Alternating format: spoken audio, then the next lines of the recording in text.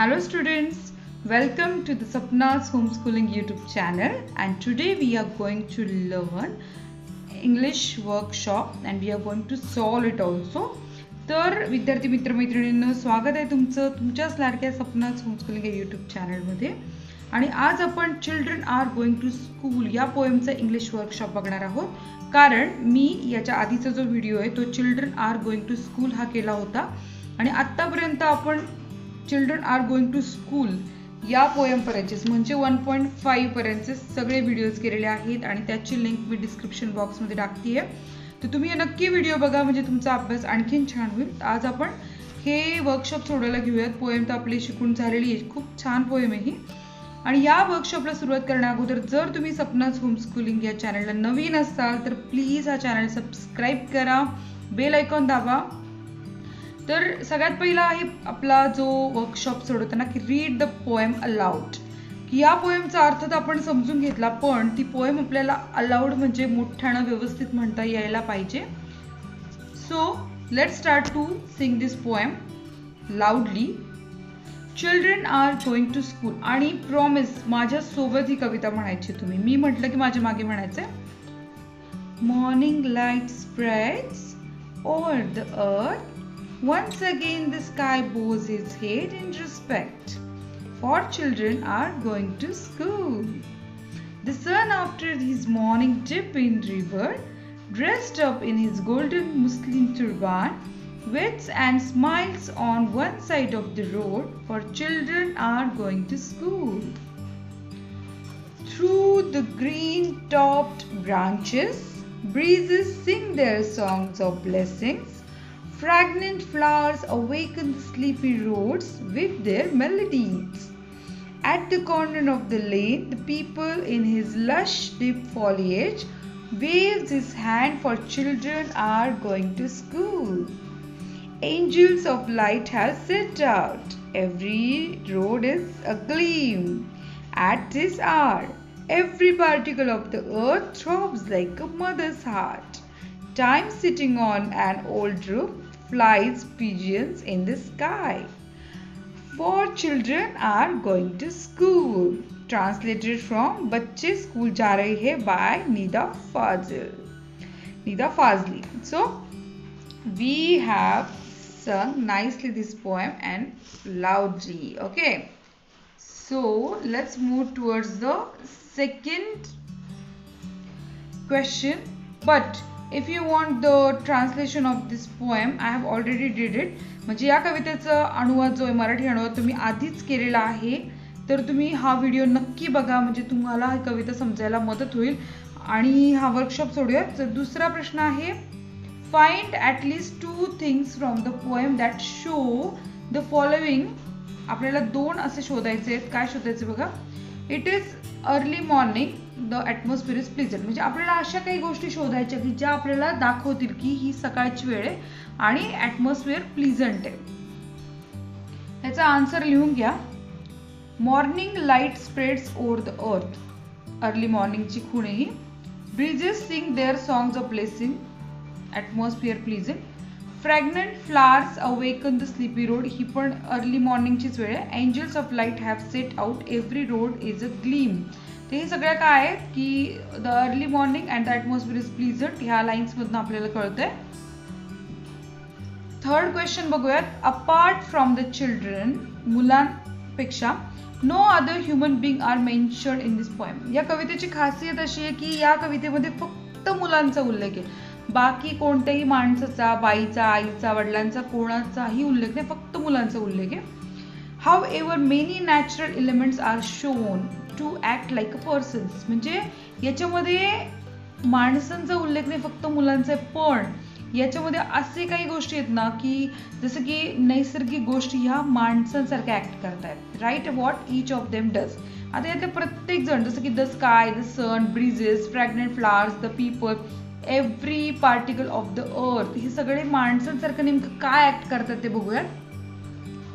The sky bows his head in respect. म्हणजे झाड वाकून आपल्याला आदरानं वागते. हे माणसाचा गुणधर्म आहे, तो इथे आकाश करताना दाखवलाय. The sun dressed up in his golden Muslim turban, म्हणजे सूर्यानं काय केलं, मस्त आंघोळ केली आहे, तयार झालाय आणि त्याचा सोनेरी फेटा बांधला डोक्याला. हे पण माणसांचंच व्यक्तिमत्वाचं लक्षण आहे. ब्रिजेस म्हणजे सुंदर हवा, हवा कशी, sing their songs of blessings, आणि त्या गाणं गातात कशाचं, आशीर्वादाचं गाणं. तर हे शक्यतो आपल्या घरातले मोठे वडीलधारी लोक आपला आशीर्वाद देत असतात. तर हे हवा करती, हे पण मनुष्याचं किंवा मानवाचंच लक्षण आहे. फ्रॅग्रंट फ्लावर्स म्हणजे सुगंधी फुलं काय करतात, awaken the sleepy roads with their melodies. आता आपल्या घरामध्ये जर आपण झोपलेलं असो, पेंगुळलेलं असो, तर आपले आई वडील आपल्याला उठवतात, छान आवाज देऊन उठवतात, कुणी ओरडून उठवतात पण उठवतात. तर हे जे उठवण्याचं काम आहे हे फ्रॅग्रंट फ्लावर्स करतात. हे पण माणसाच्याच म्हणजे माणूस कसं वागतो त्याप्रमाणे येते. द पीपल, हा पिंपळाचं झाड जे असतं ना, ते हिंदीमध्ये पीपल बोलतात ना, तर पिंपळाचं झाड काय करते, in this lush deep foliage waves his hand, म्हणजे त्याच्या दाट झाडीतनं काय करते, असा हात हलवते. आपण कुठे बाहेर निघालं तर आपल्या घरातली लोक आपल्याला टाटा बाय बाय करतात. तर ही जी खूण आहे ही माणसाचीच आहे. हे आता कोण करते, पीपल म्हणजे पिंपळाचं झाड करते. Every particle of the earth throbs like a mother's heart, म्हणजे आईचं हृदय कसं धडधड धडधड धडधड करत असते, तसं ह्या पृथ्वीवरचं प्रत्येक पार्टिकल त्या आईच्या हृदयासारखा धडकतोय. आणि हे आईचं हृदय म्हणजे हे पण मानवी गुणधर्म आहे. तर अशा प्रकारे आपण याचं सगळ्याचं उत्तर बघितलेलं आहे व्यवस्थित, आणि हे तुम्ही लिहून घ्या व्यवस्थित आणि समजून घ्या. यासाठी तुम्हाला कवितेचा व्हिडिओ बघावाच लागणार आहे आणि तुम्ही तो आवर्जून बघा, तर तुम्हाला ही उत्तरं नीट समजतील. इथे एक प्रश्न विचारलाय बघा, why are these written with a capital letter at the beginning. इथे सगळे जे लेटर्स कॅपिटल लेटर मध्ये सुरुवातीला का लिहिलंय याचं कारण काय ते बघूयात आपण. द यूज करण्याचे नियम आहेत काही, पण इथे का वापरले ते सांगते. कारण the is use before a noun which can represent only one thing. जेव्हा एकच गोष्ट दाखवलेली असते ना तेव्हा द चा उपयोग करतात. जसं की the garden of this house, खूप घर आहेत पण या घराचं गार्डन म्हणून the garden of this house. The is use before superlative, before first second, म्हणजे द फर्स्ट वीक आहे, द बेस्ट डे किंवा द ओनली वे, तर द वापरतात. आता मी तुम्हाला एक्स्ट्राचं एक नॉलेज देणार आहे की आपण द कधी वापरायचा असतो. हे बघा, हे एक्स्ट्रा म्हणजे हे तुम्ही जर लक्षात ठेवलं ना, तुमच्या एक जर अभ्यासाची वही असेल त्यामध्ये हे लिहून ठेवा. हे शाळेसाठी किंवा परीक्षेसाठी नाही असं पण नाही म्हणू शकत, कारण जेव्हा आपण पेपर लिहित असतो किंवा आपण लेटर लिहित असतो किंवा आपण एसे लिहित असतो, नोट मेकिंग करत असतो, तर प्रत्येक वेळी आपल्याला ग्रॅमॅटिकली करेक्ट असणं फार गरजेचं आहे. तर द कधी वापरतात हे मी तुम्हाला आता सांगणार आहे. बघा, डायरेक्शन सगळ्या दिशांसाठी the, union of country state सगळ्याच कंट्रीज आणि त्याच्या राज्यासाठी द, ग्रुप ऑफ आयलंड्स त्याच्यासाठी द, समुद्रांसाठी द, गल्फ सगळ्या गल्फच्या नावांसाठी द, ग्रुप ऑफ लेक्ससाठी द, रिव्हरसाठी द, कनाल्स अँड चॅनलसाठी the, poles south pole north पोलसाठी द, रिपब्लिकसाठी द, पोलार रिजनसाठी द, ग्रुप ऑफ माउंटेनसाठी द, ओशनसाठी द, रिजन्स ऑफ कंट्रीसाठी द आणि डेझर्टसाठी द. हे सगळ्यांसाठी द वापरायचं सुरुवातीला, कारण हे एकुलते एकच असतात, स्पेशल असतात, हे सगळ्यांसारखी अनेक नाहीये. द हिमालय पर्वत आहे, कारण कोणत्याही देशांमध्ये हिमालय पर्वत नाहीये, तो फक्त एकच आहे. सो ज्या ज्या गोष्टी युनिक आहेत, एक आहे, त्यासाठी आपण द वापरतो. Question number 4, what does time do, what do we understand from his action. Time sitting on an old roof and flies pigeons in the sky. याच्यामधून आपण काय शिकलोय की वेळ एका जुन्या घराच्या छतावर बसली आहे and flies pigeons in the sky, ती कबुतरांना हवेत उडवतीये. We understand from his action that he relaxing himself, म्हणजे निवांत छतावर बसलाय तो रिलॅक्स करतोय स्वतःला. Pigeons are symbol of peace, आणि पिजन्स कशाचा सिम्बॉल आहे, पीस म्हणजे शांततेचा सिम्बॉल आहे. टाइम रिलॅक्सिंग इन पीस, तो एक निवांतपणा अनुभवते. आणखीन एक गोष्ट, हा पिजन्सला उडवतोय कारण मुलं शाळेत चालली आहेत, कारण त्याला वाटतं की जेव्हा मुलं शाळेत जातात तेव्हा शांतता असली पाहिजे. 5th question, the whole world is happy because children are going to school. Why is it so, सगळं जग आनंदी कारण मुलं शाळेत चालले असं का. And discuss it in the classroom, आणि ही क्लासरूम मध्ये डिस्कस करण्याची गोष्ट आहे. पण आता आपण इथे मोबाईलवरती आहोत, व्हिडिओ मार्फत बोलतो आहोत, बोलत नाही ऍक्च्युली, मी बोलते तुम्ही ऐकताय. खरं तर आपण असं समोरासमोर बोलत असतो तर खूप मजा आली असती. पण आपण डिस्कस करण्यासाठी मी तुम्हाला काही मुद्दे देते, ते तुमच्या वहीमध्ये लिहून ठेवा, म्हणजे जर शाळेत वेळ आली तर तुम्हाला ते डिस्कस करता येते. आता बघा, the whole world is happy because children are going to school. सगळं जग आनंदी आहे कारण मुलं शाळेत चालली. बिकॉज, आता कारण बघा, children are future of the society, कारण तुम्ही मुलं या सोसायटीचे कोण आहात? भविष्य आहात. Children are going to school means they are learning, their education will carry new changes in society. कारण जेव्हा मुलं शिकतात, काहीतरी नवीन शिकतात, तेव्हा ते काय करतात? समाजामध्ये काहीतरी बदल घडवतात. Every society evolve, change and develop with the help of children. तुम्हाला माहिती का, प्रत्येक समाज हा घडत असतो, बदलत असतो आणि विकसित होत असतो. कोणामुळे? मुलांमुळे विकसित होत असतो. मुलं ही कोणत्याही राष्ट्राचं खूप मोठं भविष्य असतात. जेव्हा मुलं शाळेत जातात, जेव्हा मुलं शिकतात, जेव्हा मुलं काहीतरी नवीन करतात, तेव्हा सगळ्या सृष्टी, सगळं जग आनंदून तयार झालेलं असतं. त्यामुळे तुम्ही शाळेत जाणं, जरी तुम्ही शाळेत जात नाहीत आत्ता, वाईट वाटून घेऊ नका, पण शाळेत न जाताही तुम्ही जो अभ्यास करताय, शिकताय, सातत्य ठेवताय, ते खूप छान आहे. Question number 6. If you were to draw a picture of the scene described here. तर तुम्हाला चित्र काढायला सांगितलं या सीन प्रमाणे. What colours will you use? तुम्ही कोणते रंग वापराल? Mention the objects and the colours using lines from the poem and your imagination.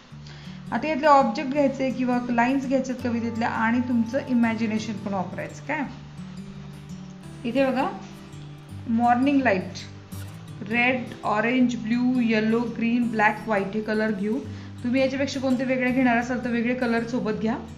नंतर ऑब्जेक्ट कोणते कोणते? The sun and its light, the sky, the people, roads, pigeons, flowers. Okay. तर old रूपसाठी पण आपल्याला लागणार कलर, म्हणजे हे सगळे कलर्स लागतील आपल्याला. आणि या ऑब्जेक्ट्सला पेंट करायचं असेल तर याप्रमाणे आपल्याला करायला लागेल. Now the seventh question is, try to translate a few lines of your favorite song or poem from your mother tongue into English. आता काय करायचं, तुम्ही एखादं तुमच्या आवडीचं गाणं हे तुमच्या मातृभाषेतलं इंग्लिशमध्ये ट्रान्सलेट करायचं. जसं की try to translate few lines of your favourite song or poem from your mother tongue, म्हणजे तुमच्या मातृभाषेतलं गाणं इंटू इंग्लिशमध्ये करायचं. आता मी तुमच्यासाठी काही ओळी इथे आणल्यात. निशब्द भावनांना फुटणारं आज वाट, today the unspoken feelings will get a way out. निशब्द भावनांना फुटणारं आज वाट, today the unspoken feelings will get a way out. एकेका पावलाने मोजूया पहाट, step by step counting each step, slowly we will move towards early morning. निशब्द भावनांना, द अनस्पोकन फिलिंग्स, बंधने एक एक तोडू, we will break all the restrictions. स्पंदने प्रत्येक जोडू, we will unite our heartbeats, breathe this together. So these are line, my favourite lines. तर ह्या आपल्या लाईन्स आहेत आणि मी ह्या इंग्लिशमध्ये ट्रान्सलेट केलेल्या आहे. तुमच्या काही लाईन्स असेल तुम्ही ट्रान्सलेट करू शकता. Question number 8. List all the verbs in the poem that have the suffix s. आता आपण प्रिफिक्स आणि सफिक्स शिकलेलो आहोत. प्रिफिक्स मध्ये आधीचा शब्द जो रूट ला जोडलेला असतो आणि सफिक्स म्हणजे नंतरचा शब्द जो रूट नंतर येतो. ते सफिक्स आणि प्रिफिक्स मध्ये आता येस म्हणजे सफिक्स मध्ये शेवटी येस आलेला आहे असे वर्ब्स, फक्त वर्ब्स आपल्याला शोधायचे आहेत आणि याची लिस्ट करायची आहे. इथे बघा, स्प्रेड, स्प्रेड्स, बो, बोज, wet, wets, smile, smiles, song, songs, blessing, blessings, wave, waves, throb, throbs, fly, flies. Ninth question is, write in 2 minutes. आता 2 मिनिटात काय करायचं बघा. At least 20 words related to the given words. खाली दिलेल्या शब्दांचे 20 वर्ड्स द्यायचे आणि ते 2 मिनिटात करायचं. स्कूल, रोड आणि ट्री. आता मी तुम्हाला इथे रिलेटेड 20 60 वर्ड देणार आहे. लक्षात ठेवा, तुम्हाला शाळेत जसा गेम झाला तर तुम्हीच विनर व्हाल याची मला गॅरंटी आहे. आपण ते वर्ड्स बघूयात. हे सगळे स्कूलशी रिलेटेड आहे, इकडे बघू नका अजिबात. हे सगळं रोडशी रिलेटेड नंतर बघूयात आपण. School, bell, pen, board, English, marks, chalk, book, tiffin, water bottle, shoes, gel pen, globe, exam, exam exam exam आता exam, calculator, atlas, binder, eraser, dictionary, calendar, backpack, geography, backpack, calendar, dictionary, eraser, binder, atlas, calculator, exam, globe, gel pen, shoes, water bottle, tiffin, book, chalk, marks, English, board, pen, bell. असं इतकं fast तुम्हाला यायला पाहिजे बरं का. आता आपण रोडचं बघूयात. रोडशी related 20 words. Highway, pavement, route, thoroughfare, street, parkway, bridge, way, river, नंतर carriage way,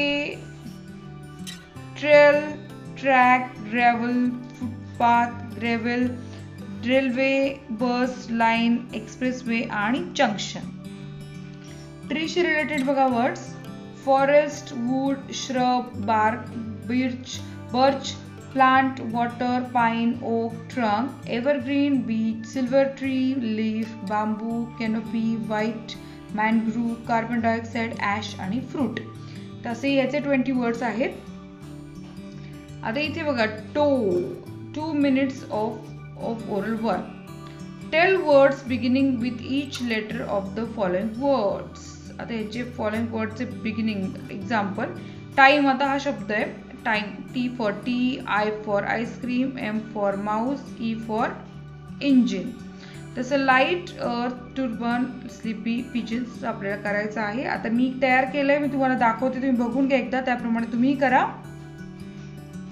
light, line, L for line, I for ink, G for girl, H for hut, T for tongue. Earth, E for eye, A for ant, R for roof, T for tooth, H for house. Turban, T for temple, U for uncle, R for ring, B for bamboo, A for apple, N for nut. Sleeping, S for song, L for light, E for energy, E for ears, P for pig, Y for yak. नंतर pigeons, P for push, I for ill, G for gold, E for elephant, O for orange, N for nose आणि S for soup. तर अशा प्रकारे आपण खूप छान game खेळलोय हा. So my dear students, we have completed our English workshop very nicely. आपण खूप छान पूर्ण केलाय. जर तुम्हाला हा व्हिडिओ आवडला असेल तर नक्की लाईक करा, म्हणजे मला असेच नवीन नवीन व्हिडिओ करायला खूप छान वाटेल तुमच्यासाठी. आणि जास्तीत जास्त मित्रमैत्रिणींना शेअर करा, त्यांनाही कळू दे हा इंग्लिश वर्कशॉप. आणि जर तुमची काही कमेंट असेल तर प्लीज ती कमेंट करा, पण त्यासोबत तुमच्या गावाचं नाव टाका. बाकी पत्ता नका देऊ, फक्त गावाचं नाव टाका, म्हणजे मला कळेल की तुम्ही कोणत्या भागातनं कमेंट करताय, जस्ट माझ्या क्युरिओसिटीसाठी. आणि भेटूयात आपण पुढच्या व्हिडिओमध्ये. तोपर्यंत आपल्यासाठी ऑल द बेस्ट.